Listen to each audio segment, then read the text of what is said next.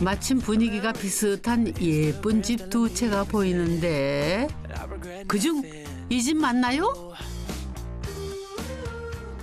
이 앞에 있는 집이 오늘 건축 탐구를 할 집인 것 같은데 이 집이 있고 옆에 붙어 있는 집이 뭐 담장이 따로 있는 것도 아니고 재료는 틀리지만 지붕 형태나 뭐 규모나 이런 게 되게 비슷해서 언뜻 봤을 땐 비슷해 보였는데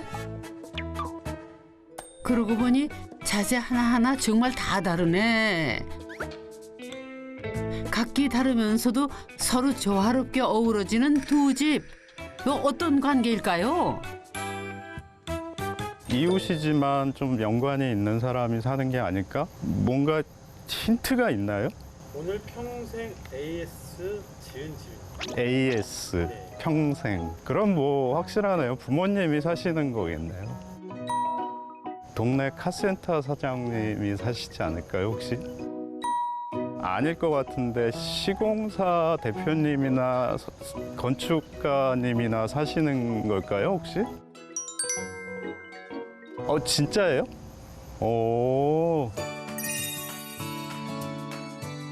안녕하세요. 안녕하세요. 네, 처음 뵙겠습니다. 네, 반갑습니다. 반갑습니다. 그 행운의 건축주는 누굴까 했는데 젊은 부부셨네요. 진짜로 옆에 이 집을 지어주신 시공사 대표님께서 사신다고 그러는데 진짜인가요? 저희 집을 처음부터 끝까지 지어주신 시공사 대표님이 사시고요. 또 중간중간에 오셔가지고 뭐 비 많이 오는 날은 또 괜찮은지 한번 둘러봐 주시니까 네. 너무 마음이 편하더라고요. 뭐 들어가는 입구가 일단 아치가 설치가 돼 있어서 내 집으로 들어간다는 느낌이 확 드는 것 같고 그거보다 이제 더 사실 흥미로웠던 건 그런 부분이 이렇게 살짝 곡선으로 꺾여 있어서 제 느낌엔 유럽의 성당 들어가는데 이렇게 그런 느낌도 들어요. 그러게요. 여기만 보면은 강원도가 아니라 이태리 같다. 혹시 아치를 되게 좋아하시나요? 꼭 그렇다기보다는 제가 아이들 교육에 관심이 많은데 이렇게 원형이라든가 이게 곡선 같은 부분들이 아이들이 끊임없이 생각을 할 수 있는 선을 만들어준다고 하더라고요. 집 안으로 들어가면 제가 한번 세봐야겠네요. 집 안에 아마 아치가 엄청 몇 많이 개나. 찾으실 수 있을 거예요. 셀 수 없이 많을 겁니다. 네, 안녕하세요. 저는 시공사 대표님 말만 찰떡같이 믿고 이 깡시골에 아이들 도서관 같은 집을 짓게 된 아내 구아리입니다. 안녕하세요. 저는 아내가 집도 AS가 된다는 말만 철석같이 믿고 이루마우스의 털을 잡은 이주혁이라고 합니다. 요즘에 가전제품도 보증기간이 1년밖에 안 되는데 집이 AS가 되면 얼마나 되겠어라는 생각을 했어요. 막상 와보니까 평생 AS가 된다는 소리를 듣고 이거는 진짜 믿고 살아도 되겠구나. 집 지은 지 이제 2년. 설마 벌써 하자가 생겼으라고요. 얼마나 잘 지었나 구경해 볼까요? 아치 현관을 들어서면 또다시 아치가 맞아주는 아치 덕후의 집.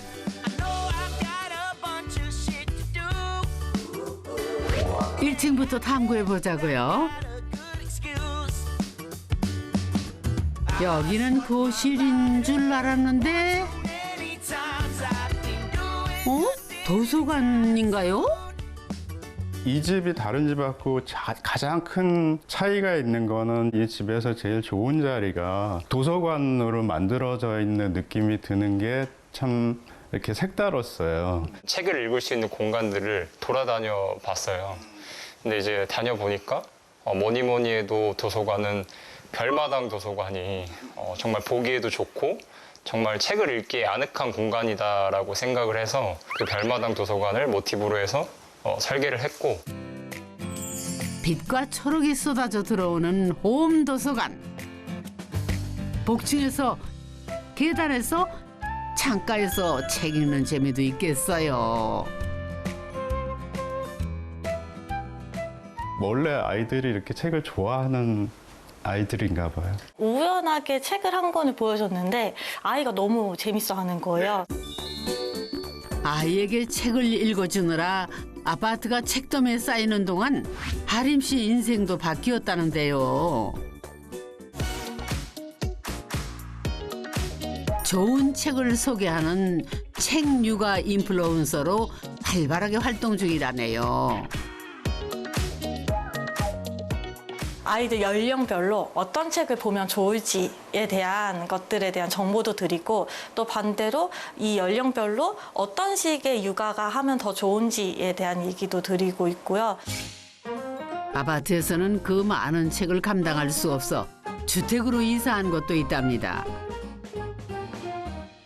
저희가 이사를 올 때 총 5톤 트럭 3대가 왔는데 그 3대 중에 2대가 책이었습니다. 그 정리하시면서 그 이삿짐 센터 사장님이 하신 말씀이 아직도 기억나는데 내가 다시는 책 읽는지 말았다. 정말 다시는 이 집에 이렇게 책이 많은 줄 알았으면 계약을 안 했다. 거실을 전부 도서관에 양보한 건 아니래요. 둥글고 오목하게 아늑한 미니 거실을 꾸몄죠. 저희도 좀 이렇게 저희만의 시간을 갖고 싶을 때도 우리의 공간이 너무 없더라고요. 그래서 그렇다고 아이를 완전히 또 분리해서 놔두는 거는 이렇게 가족이라는 울타리에서 좀 벗어나는 느낌이 들어서 그래서 일부러 여기를 이렇게 조금 둥글게 해서 여기 앉았을 때는 약간 독립된 공간. 한 공간이지만 정말 각각의 공간처럼 느껴지네요. 아이디어 굿입니다.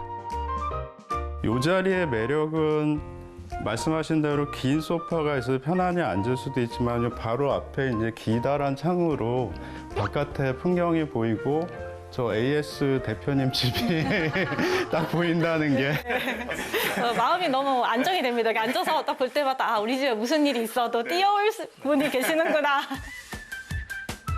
드디어 만나 뵙나요? 고객 옆집에 사시는 간큰 시공사 대표님 궁금하다. 아니 이름부터 건축을 위해 태어나신 분인가 봐요. 꼼꼼하고 섬세하고 잘 해주실지 나름 머릿속에 상상한 그대로 모습인 것 같아요. 감사합니다. 네. 어떻게 이렇게 집이 잘 지어졌을까요? 저는 이미 땅 샀을 때 집 설계가 완료가 됐었고 우리 루리네가 조금 이쁘게 지으려고 하다 보니까 설계하는데 근 1년 가까이? 근 1년 가까이. 1년 가까이를 네. 제가 기다려서. 인생 마지막 집을 지으려고 사놓은 땅에 같이 지을 정도면은 원래 잘 알던 사이셨나요? 시공사를 되게 많이 알아봤어요. 시공사 대표님 처음 만났을 때 시공사 대표님이 바로 견적서부터 뭐 이렇게 해주신 게 아니라 본인이 지었던 집, 10년 전에 지었던 집, 20년 집에 지었던 집을 같이 가보자. 그래서 몇몇 집을 그렇게 갔는데 시공사 대표님하고 굉장히 친밀하게 이렇게 관계를 갖는 걸 보면서 여기라면 그런 시공사와 건축주의 싸움? 이런 것들 마찰도 없는 곳이겠다. 여기 땅을 500평을 사놨었는데 좀 대출을 안고 산 게 있어가지고 그것도 조금 부담스러웠고 또 루리네 정도면은 이웃으로 살아도 괜찮겠다 싶어서 내 땅을 사서 집을 짓겠느냐 이렇게 제안을 했는데 흔쾌히 한날 한시에 착공에 들어간 두 집. 그렇게 우연처럼 운명처럼 이웃이 됐는데요. 함께 지어서 쏠쏠한 이득도 많았대요. 저희가 이 땅을 사면 어떻게 좀 할인도 되나요? 그렇게 해서 정말 이 땅도 시세보다 저렴하게 구매를 했어요. 처음에는 저희가 집 이거보다 작았거든요. 예산, 땅값이나 이런 예산들 때문에 같이 집을 지으면서 세이브를 할 수 있는 비용들이 꽤 많이 있더라고요. 그래서 그런 비용들에 의해서 좀 더 집에 이제 욕심을 내가지고 좀 더 큰 집을 갖게 된 것도 있어요. 건축주가 바로 옆에 산다는 게 조금 부담되지는 않으셨어요? 사실은 쉽지 않죠. 쉽지 않은데 저한테는 또 어렵지 않아요. 왜냐하면은 제가 건축 처음 시작하면서 건축주와 업자 간에 사이가 좋은 경우를 거의 못 봤거든요. 업자는 돈을 못 받아서 여기는 AS를 못 받아서 그런 불편한 관계를 보고 저는 처음 시작할 때부터 관계가 더 중요하다. 그래서 루리네뿐만이 아니고 지금 한 30년 전에 지은 집도 관계를 맺고 있고 AS를 해주고 있어요. 물론 무상은 아닙니다. 육아 고수인 아내 하림 씨. 아이들을 위한 집을 지으며 요구사항이 이렇게나 많았대요 글쎄. 대표님 그때 저희가 너무 많이 요구해서 너무 힘드셨나요? 아니 봐봐 이거. 어? 이게 몇 장이에요 몇 장? 다들 이 정도는 요구하지 않나요? 집 지을 때? 처음이야. 꼼꼼한 시공사 대표와 깐깐한 건축주의 만남. 환상궁합이네요 뭐. 어떻게 보면 까다로운 건축주라고 생각할 수도 있지만은 저희는 이제 저는 그렇게 생각 않고 자기 주관이 뚜렷한 건축주다. 그래서 설계에서도 만족을 했고 또 작품이 완성된 후에도 아주 만족하고 있습니다. 거실 반대편에는 주방이로군요. 역시나 산뜻한 화이트 감성. 그런데 꽤 넓다. 아늑한 무드등 덕분인지 주방이 아니라 거실 같네요.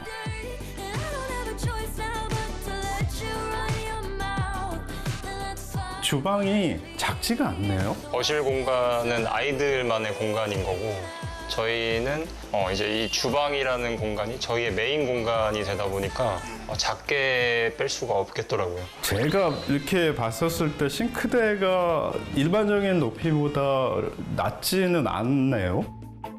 듣고 보니 싱크대가 조금 높은 것 같기는 하네요. 오, 진짜 살짝 높구나. 아내 하림 씨는 아담하던데. 정확히 보셨어요. 이게 주로 제가 이제 설거지도 하고 요리도 하다 보니까 제 높이에 맞추면 가격은 올라가지만 제 허리를 지킬 수 있기 때문에 네, 병원비와 그 시공비를 맞받고 네. 잘하는 걸 하면서 살자. 저는 요리를 하면 좀 스트레스를 받더라고요. 신랑은 여기서 본인이 잘하는 일을 하고 저는 또 육아에는 좀 자신이 있어서 저는 또 저쪽 공간에서 제가 잘하는 일을 하면서 아일랜드 싱크대에 원목과 테이블을 덧댄 거는 누구 아이디어죠? 모던한 일식집 느낌이네. 신랑이 여기 이제 요리할 때 아이들이나 너가 여기에 좀 앉아 있으면 되게 좋을 것 같다 이런 얘기를 해줘서 네, 이게 만들어지게 됐어요. 네. 주방 일은 전적으로 남편의 영역. 그러니 주혁 씨의 체형과 취향에 맞춰서 만든 거죠. 시대가 바뀌면 집의 공간도 바뀌는 법. 요즘 젊은 부부들 참 멋지고 또 부럽네요. 바깥으로 폴딩 도어가 있어가지고 뭐 날씨가 좋고 그럴 때 저 문까지 열어놓으면 여긴 진짜 개방감이 엄청날 것 같아요. 바깥쪽에 저희가 이제 밖에서 바베큐나 아니면 뭐 간단하게 차 마실 공간이 마련이 돼 있는데 폴딩도어로 이렇게 돌아서 나가면은 좀 동선도 길고 하다 보니까 이 폴딩 도어를 열어서 이제 음식을 내어주거나 마치 카페처럼 이렇게 아니면 제가 또 설거지를 받아서 바로 여기로 넣는 거실이 아닌 주방에 폴딩 도어를 다는 거는 흔치 않은데 시원한 개방감은 물론 번거로운 동선까지 줄여준다니 신의 한 수였네요.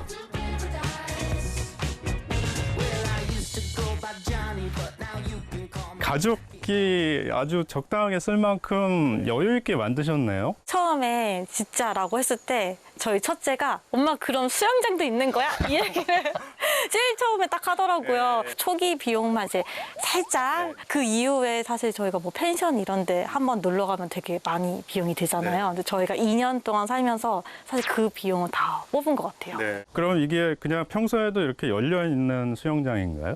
아니요. 지금 소장님께서 밟고 있는 바로 이 데크가 요 여기로 데크가. 이렇게 수영장 네, 뚜껑으로 활용을 하고 역대급 무더위였던 올여름 본전 다 뽑고도 남을 만큼 수영장에서 살았답니다. 이제야 슬슬 뚜껑 덮을 때 됐네요. 네.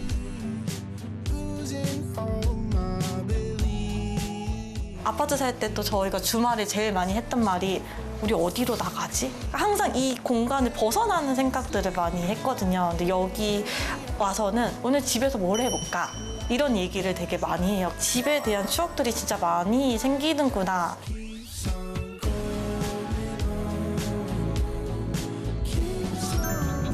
자, 2층으로 가볼까요? 계단 공간 하나도 낭비하지 않고 간이 도서관으로 꾸몄답니다. 안방에도 어김없이 이 집의 시그니처 아치로군요. 창밖 풍경도 더 몽글몽글하네요. 들어와서 보자마자 역시나 이 집은 아치구나. 그렇죠. 저희 완전 상징적이죠. 그리고 아치가 굉장히 큰 사이즈예요. 들어올 때 우여곡절이 좀 많았습니다. 아치 곡면이 있는 창이다 보니까 중간 틈을 기미를 하기 위해서 엄청난 노력을 했다고 하시더라고요. 아치 너머의 풍경도 되게 생각을 많이 하셨을 것 같아요. 일단은 어쩔 수 없이 이제 옆집이 가까이 있긴 한데 그게 너무 직접적으로 들여다 보이는 큰 창이면 곤란하니까. 저희가 같이 설계를 하고 같이 집을 짓다 보니까 저희가 여기 큰 창이 있으니까 옆집은 다 화장실 쪽창 같은 그런 거밖에 없고 다 반대편으로 창을 내셨더라고요. 그러게 시공사 대표님의 배려와 센스가 돋보이는 구조입니다.